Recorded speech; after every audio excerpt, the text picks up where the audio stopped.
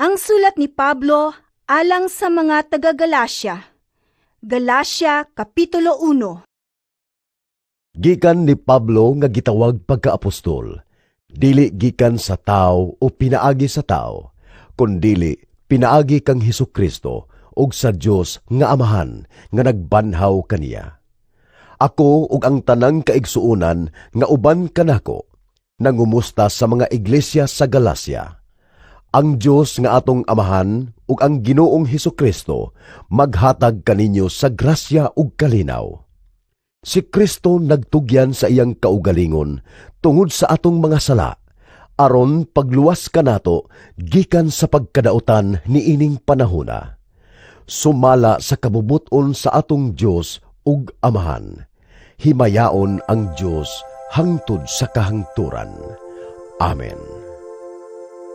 Nahibulong ako nga sa kalit lamang mibiya kamo kaniya nga nagtawag kaninyo pinaagi sa grasya ni Kristo ug midawat kamo sa laing maayong balita. Ang tinuod mao nga walay laing maayong balita. Apan gisulti ko kini kay may mga tawo man nga nagsamok kaninyo ug naninguha sa pagtuis sa maayong balita ni Kristo. Apan bisan og kami uusa ka anghel naggikan sa langit ang magwali kaninyo og maayong balita nga lahi sa among giwali, mahimo unta siyang tinunglo. Sa gisulti na namo og karon, sublion ko pag-ingon. Kung may magwali kaninyo og maayong balita nga lahi sa inyong nadawat, matinunglo siya. Nagpasabot ba kini nga naninguha ako nga kahimutan sa mga tao? Wala. Gusto ako nga kahimutan sa Dios. Naningkamot ba ako aron mahimong inila? Kung naninguha paghihapon ako niini, dili unta ako mahimong sulugoon ni Kristo. Mga igsoon, tuguti ako sa pagsulti kaninyo niini. Ang maayong balita nga akong giwali, dili gikan sa tao. Wala ko kini madawat gikan ni bisan kinsa. Walay nagtudlo kanako niini, kundili gipadayag kini kanako ni Hesukristo. Nasayran na ninyo ang akong pagkinabuhi kaniadto. Mainiton ako sa tinuuhan sa mga Hudiyo, ug gilutos ko sa walay ko kaluoy ang iglesia sa Dios. Ug gihimo ko ang tanan aron paglaglag niini. Labaw ako kamatinumanon sa tinuuhan sa mga Hudiyo kaysa kadaghanan sa mga Hudiyo nga akong kaedad. Labi pagayod akong mainiton sa pagsunod sa mga gikabiling pagtulunan ug pamatasan sa atong mga katigulangan. Apan ang Dios tungod sa iyang grasya, nagpili kanako sa wala pagani ako matao ug nagtawag kanako aron pag-alagad kaniya. Ug sa dihang gipadayag niya kanako ang iyang anak, aron iwali ko siya ngadto sa mga dili Hudiyo, wala ako magpakitambag ni bisan kinsa. Wala ako muadto sa Jerusalem aron sa pagpakigkita sa nahimong mga apostoles una kanako. Miadto hinuon ako sa Arabia ug mibalik ako pag-usab sa Damasco. Milabay ang 3 ka tuig, una ako miadto sa Jerusalem aron sa pagpakigkita kang Pedro ug nagpabilin ako uban kaniya sulod sa 15 ka adlaw.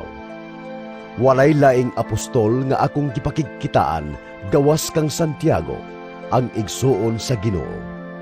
Matuod kining akong gisulat ug nasayod ang Dios nga wala ako mamakak. Unya miadto ako sa nagkalain-laing dapit sa Syria ug Cilicia.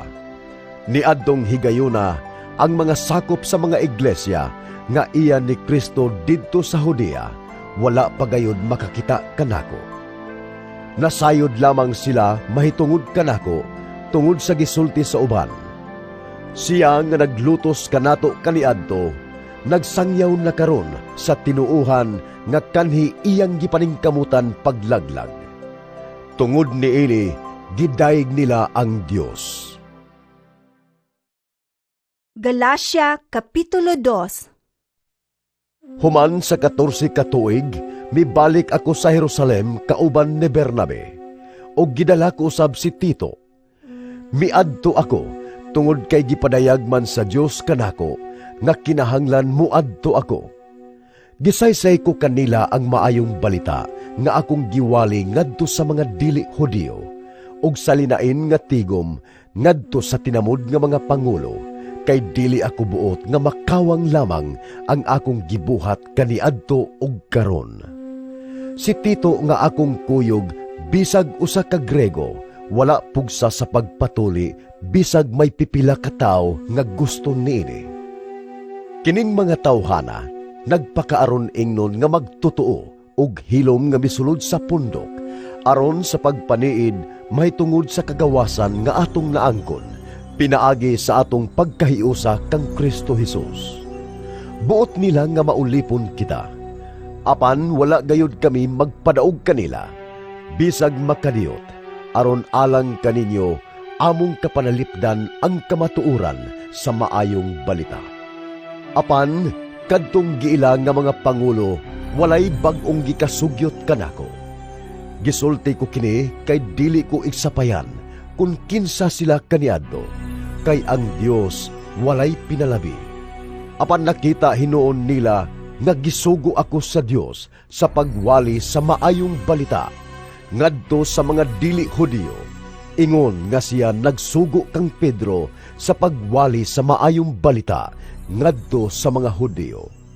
Kay tungod sa gahom sa Dios, gihimo ako nga apostol alang sa mga dili Hudiyo, sama nga gihimo niya si Pedro nga apostol alang sa mga Hudiyo. Si Santiago, si Pedro ug si Juan nga giisip nga mga pangulong haligi, miila nga ang Dios naghatag kanako niining talagsaong buluhaton.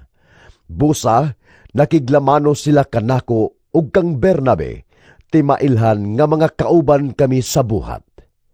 Gikauyunan nga kami si Bernabe magbuhat uban sa mga dili Hudiyo ug sila sa mga Hudiyo. Ang ila lamang gihangyo mao nga among hinumduman ang mga kabus sa ilang pundok. Butang nga ako gayong gikahinangup sa pagbuhat. Sa pag-abot ni Pedro sa Antioquia, gisupak ko siya sa atubang tungod kay nasayop siya. Kaysa wala pa moabot didto ang pipila ka tawo nga gipadala ni Santiago, si Pedro nakigsalo sa kaigsuunang mga dili Hudiyo. Apan sa pag-abot nining mga tawhana, milikay si Pedro ug wala na makigsalo kanila, kay nahadlok man siya ni adtong mga tawhana nga gusto nga tulion ang mga dili Hudiyo. Ang ubang kaigsuonan nga mga Hudiyo nahadlok na lang usab hinuon ug bisan gani si Bernabe nadala sa ilang pagkadili matinud-anon. Sa dihang nakita ko nga wala sila magmatinud-anon sa pagsubay sa kamatuoran sa maayong balita, giingnan ko si Pedro atubangan sa tanan. Kung ikaw nga usa ka Hudiyo nagkinabuhi sama sa dili Hudiyo, unsaon mo man pagpugos sa mga dili Hudiyo sa pagkinabuhi sama sa mga Hudiyo. Tinuod nga kami na tawo nga mga Hudiyo ug dili katawhan nga makasasala. Apan nasayod kami nga ang tao isipon sa Dios nga matarong pinaagi lamang sa pagtuo kang Hesukristo ug dili sa pagtuman sa balaod. Bisan gani kami nagtuo man kang Kristo Jesus, aron ang Dios mag-isip kanamo nga matarong pinaagi sa pagtuo kang Kristo ug dili pinaagi sa pagtuman sa balaod. Kay walay tao nga isipon sa Dios nga matarong pinaagi sa pagtuman sa balaod. Apan kung sa maong pagpaningkamot aron isipong matarong sa Dios pinaagi sa pagkahiusa kang Kristo, makaplagan kami nga makasasala gihapon sama sa mga dili Hudiyo. Nagpasabot ba kini nga si Kristo nagdasig kanato sa pagpakasala? Wala. Kung tukuron ko pag-usab ang akong giguba, magpaila kini nga naglapas ako sa balaod. Kay kung ipasikad nato sa balaod, ako patay na. Gipatay pinaagi sa balaod, aron nga magkinabuhi ako alang sa Dios. Gilansang ako uban kang Kristo didto sa krus. Busa dili na ako ang nabuhi, kundili si Kristo na nga ania kanako. Og kining kinabuhi ko karon, akong gikinabuhi diha sa akong pagtuo sa anak sa Dios nga nahigugma og nagtugyan sa iyang kaugalingon alang kanako. Wala ko isalikway ang grasya sa Dios, kay kun ang tao isipon sa Dios nga matarong pinaagi sa balaod, walay kapuslanan ang kamatayon ni Kristo. Galacia Kapitulo 3. Pagkabuang-buang gayod ninyong mga taga-Galacia, kinsabay naglamat ka ninyo, nga unta gisesaya naman kamo sa dayag gayod, mahitungod sa kamatayon ni Jesucristo didto sa krus. Karon mangutana ako kaninyo, nadawat ba ninyo ang Espiritu sa Dios pinaagi sa pagtuman sa balaod, o pinaagi ba sa pagpamati o pagtuo sa maayong balita? Pagkawala gayod ninyo'y hunahuna. Nagsugod kamo diha sa Espiritu sa Dios. Buot ba ninyong tapuson kini pinaagi sa inyong kaugalingong gahom? Ayaw akog ingnan nga wala lamang di ay kahulugan alang kaninyo ang tanan ninyong kasinatian. Sa paghatag sa Dios kaninyo sa Espiritu ug sa iyang pagbuhat sa mga milagro diha kaninyo, gihimo ba niya kini tungod kay nagtuman kamo sa balaod o tungod ba kay namati ug mituo kamo sa maayong balita? Mao kini ang giingon sa kasulatan mahitungod kang Abraham. Mituo siya sa Dios ug tungod sa iyang pagtuo gidawat siya sa Dios ingon nga matarong. Busa, angay kamong masayod nga ang mga tao nga may pagtuo mao ang matuod nga mga kaliwat ni Abraham. Ang kasulatan daan na nag-ingon nga ang Dios mag-isip sa mga dili Hudiyo nga matarong pinaagi sa pagtuo. Busa, ang kasulatan nagwali ng daan sa maayong balita ngadto kang Abraham. Pinaagi kanimo ang Dios manalangin sa tanang katawhan sa kalibutan. Mituo si Abraham o gipanalanginan siya. Busa, ang tanan nga mutuo panalanginan usab. Kadtong nagsalig sa pagtuman sa balaod, mahimong tinunglo kay ang kasulatan nag-ingon. Tunglohon sa Dios ang dili magtuman sa tanang gisugo sa basahon sa balaod. Busa, klaro kayo nga walay tao nga isipon sa Dios nga matarong, pinaagi sa balaod kay ang kasulatan nag-ingon man. Ang giisip sa Dios nga matarong, mabuhi pinaagi sa pagtuo. Apan ang balaod, wala mag-agad sa pagtuo, kay ang kasulatan nag-ingon. Ang magtuman sa tanang gisugo sa balaod, mabuhi pinaagi niini. Apan gilukat kita ni Kristo, gikan sa tunglo sa balaod, pinaagi sa paghimo sa iyang kaugalingon, nga tinunglo tungod kanato, kay sumala sa giingon sa kasulatan.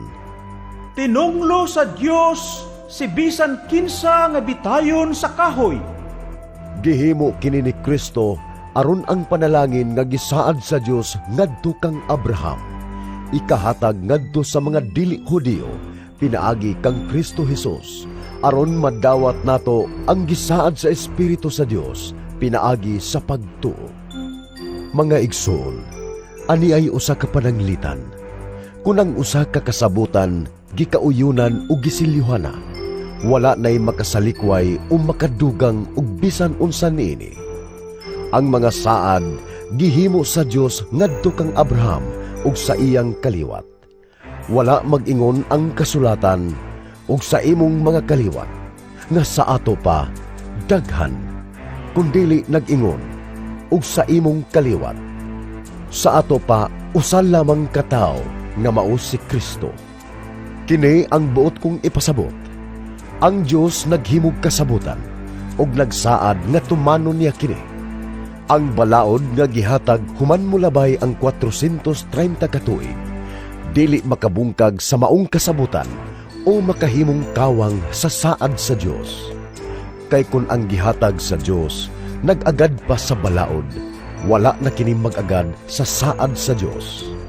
Apan gihatag kini sa Dios ngadto kang Abraham, kay iya man kining gisaad kaniya. Unya, nganong gihatag man ang balaod? Gidugang kini aron sa pagpaila sa mga kalapasan ug magpabilin kini hangtod lamang sa pag-abot sa kaliwat ni Abraham nga maoy gisaaran.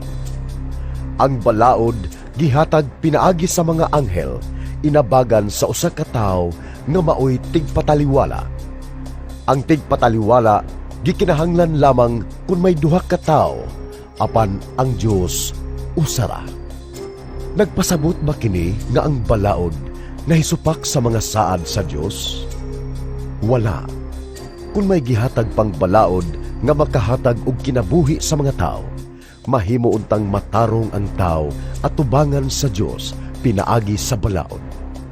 Apan sumala sa kasulatan ang tibuok kalibutan na ilalom sa gahom sa sala, aron ang mutuo makadawat sa gasa nga gisaad pinasikad sa pagtuo kang Hesukristo. Sa wala pa moabot ang pagtuo, nabilanggo kita diha sa balaod, hangtod nga igapadayag kining maong pagtuo. Busa, ang balaod maoy nagdumala kanato, hangtod sa pag-abot ni Kristo, aron isipon kitang matarong sa Dios pinaagi sa pagtuo. Apan karon nga ania na ang pagtuo, ang balaod dili na maoy magdumala kanato. Pinaagi sa pagtuo, kamong tanan nahimong mga anak sa Dios sa pagpakighiusa ninyo kang Kristo Jesus. Gibunyagan kamo aron mahiusa kang Kristo. Busa nakaambit kamo sa kinaiya ni Kristo. Busa wala na'y kalainan sa mga Hudiyo ug sa mga dili Hudiyo, sa mga ulipon ug sa mga gawasnon, sa mga lalaki ug sa mga babay, kay nahiusa naman kamong tanan kang Kristo Jesus. Kung kamo iyana ni Kristo, mga kaliwat kamo ni Abraham, ug madawat ninyo ang gisaan sa Dios. Galacia Kapitulo 4. Ang buot kong ipasabot, mao kini. Samtang bata pa ang anak, nga maoy manununod sa katigayunan sa iyang amahan, sama siya sa usa ka ulipon, bisan kun siya ang tag-iya sa tanan. May mga tao nga mag-atiman kaniya, ug magdumala sa iyang katigayunan, hangtod nga moabot ang panahon nga gitakda sa iyang amahan. Kita usab kaniadto, ulipon sa mga gahom nga nagmando sa kalibutan samtang bata pa kita sa espiritu. Apan sa pag-abot na sa hustong panahon, gipadala sa Dios ang iyang anak. Gipanganak sa tawhanong inahan ug nagkinabuhi siya ilalom sa balaod, aron pagluwas ni adtong nailalom sa balaod, ug aron mahimo kitang mga anak sa Dios. Aron sa pagpaila nga kamo iyang mga anak. Gipadala sa Dios ang Espiritu sa iyang anak, nganhi sa atong kasing-kasing. Ang Espiritu nga nagtuaw, Amhan ko. Busa, dili na kamo ulipon, kundili anak na. Ug tungod kay kamo iya ng anak, ang Dios maghatag kaninyo sa tanan nga anaa kaniya. Kaniadto wala kamo makaila sa Dios. Busa, naulipon kamo sa mga Diyos-Diyos. Apan karon nga nakaila na kamo sa Dios, o karon nga nailhan na kamo sa Dios, nganong mamalik man kamo ngadto sa walay gahom ug walay hinungdang mga espiritu, aron magpaulipon pag-usab kanila. Nagtamod gihapon kamo sa mga adlaw, mga bulan, mga panahon ug mga tuig. Nahadlok ako nga tingalig wala lamay kapuslanan ang tanan kong paningkamot alang kaninyo. Mga igsuon, naghangyo ako kaninyo, nga magpakasama kamo kanako, sama nga ako nagpakasama kaninyo. Wala kamo makasala kanako. Nasayod kamo nga nagwali ako sa maayong balita nganha kaninyo sa unang higayon, tungod kay nagmasakiton ako. Apan bisan kun ang akong sakit nakahasol pag-ayo kaninyo, wala ako ninyo tamaya o isalikway. Gidawat hinoon ninyo ako nga daw usa ka anghel sa Dios, sama ra nga si Kristo Jesus gayod ang inyong gidawat. Malipayon man kaayo kamo kaniadto. Naunsa naman kamo karon? Ako mismo makasulti niini mahitungod kaninyo. Kung mahimo pa, lugiton ninyo ang inyong mata aron ihatag kanako. Nasilag ba kamo kanako tungod kay gisultihan ko kamo sa matuod? May mga tao gayod nga naninguha pag-ayo sa pagdani kaninyo, apan dili maayo ang ilang tuyo. Ang tinguha nila maulamang nga mahimulag kamo kanako aron masuod kamo kanila. Maayo gayod nga magmadasigon kamo kanunay sa maayong butang, bisan kun wala ako diha uban kaninyo. Mga minahal kong anak, sama sa usa ka inahan nga nagbati, gibati ko sa makausap pa ang samang kasakit tungod kaninyo, hangtod nga makabaton kamo sa kinaiyan ni Kristo. Dako ang akong tinguha sa pagpakig-uban kaninyo karon, aron mausab ang akong huna-huna mahitungod kaninyo. Nabalaka ako pag-ayo kaninyo. Pangutanon ko kamong nagtinguha sa pagpailalom sa balaod. Wala ba kamo makadungog sa giingon sa balaod? Ang kasulatan nag-asoy nga si Abraham may duha ka anak nga lalaki.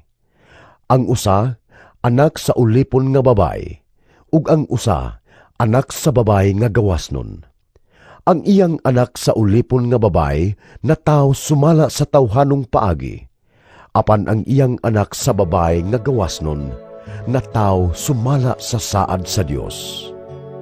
Mahimo nga sabton kini nga usa ka sambingay.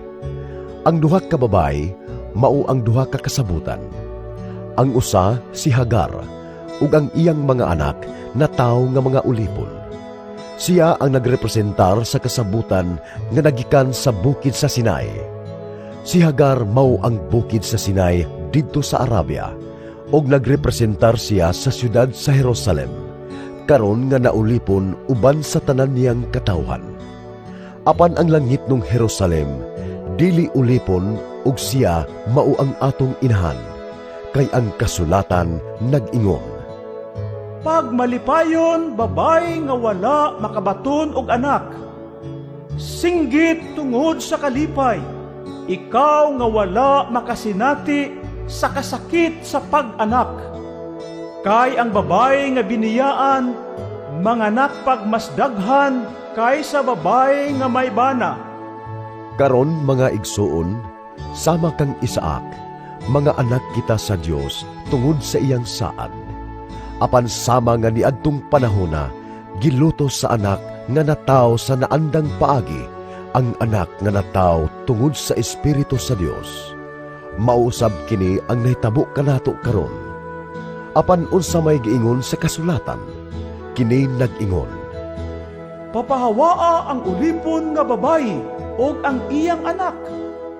Kay ang anak sa babayeng ulipon walay bahin nga masunod sa katigayunan sa iyang amahan, uban sa anak sa babayeng gawasnon. busa mga igsuon, dili kita mga anak sa babaeng ulipon, kundili sa babae nga gawasnon. Galacia Kapitulo 5. Gihatagan na kitag kagawasan ni Kristo. Busa pabilin kamo nga gawasnon, ug ayaw na kamo paulipon pag-usab. Ako si Pablo, mag-ingon kaninyo nga kung magpatuli kamo, nagpasabot kini nga walay kapuslanan si Kristo alang kaninyo. Pahimangnuan ug ingnon ko kamo pag-usab nga kadtong magpatuli kinahanglan nga magtuman gayod sa tibuok balaod. Kamo nga naningkamot nga isipon sa Dios nga matarong pinaagi sa pagtuman sa balaod na himulag hinuon kang Kristo ug sa grasya sa Dios. Apan alang kanato naglaom kita nga pinaagi sa Espiritu, ang Dios mag-isip kanato nga matarong tungod sa pagtuo. Kay kung nahiusa kita kang Kristo Jesus, dili mahinungdanon ang pagkatinuli o pagkadili tinuli. Ang mahinungdanon, mao ang pagtuo nga nagbuhat pinaagi sa gugma. Maayo naman unta ang inyong nahimo. Apan kinsa may nagsanta kaninyo sa pagsunod sa kamatuoran. Dili kini buhat sa Dios nga maoy nagtawag kaninyo, sumala sa ilang giingon. Diyutay rang patubo ang gikinahanglan, aron motubo ang tibuok minasa nga harina. Apan misalig ako, nga diha sa atong pagkahiusa sa Ginoo, ako gayon ang inyong tuuhan, ug ang nagsamok kaninyo bisan kinsa siya, silutan gayod sa Dios. Apan mga igsoon, kung tinuod pa nga nagwali gihapon ako, nga kinahanglan ang pagpatuli, nganong gilutos man gihapon ako. Kung tinuod pa kini, nan, ang akong pagwali sa krus ni Kristo, dili unta makahimog kasamok. Mas maayo pa nga kadtong nagsamok kaninyo, magkapon sa ilang kaugalingon. Apan kamo mga igsoon, gitawag aron makabaton og kagawasan.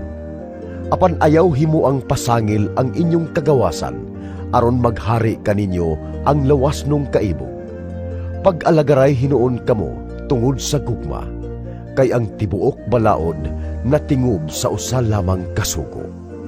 Higugmaa ang imong isigkataw, sama sa imong kaugalingon. Apan kun kamo magpinahitay ug magtinukbanay sama sa mga mananap, pagbantay nga dili kamo mahurot sa usag-usa. Kini ang akong isulti kaninyo. Paharia ang espiritu sa inyong kinabuhi, ug ayaw tumani ang mga tinguha sa lawas nung kaibog. Kay ang mga tinguha sa lawas nung kaibog, supak sa mga tinguha sa espiritu, ug ang mga tinguha sa espiritu, supak sa lawas nung kaibog. Nagkasumpaki kining duha, busad dili kamo makabuhat sa buot unta ninyong buhaton.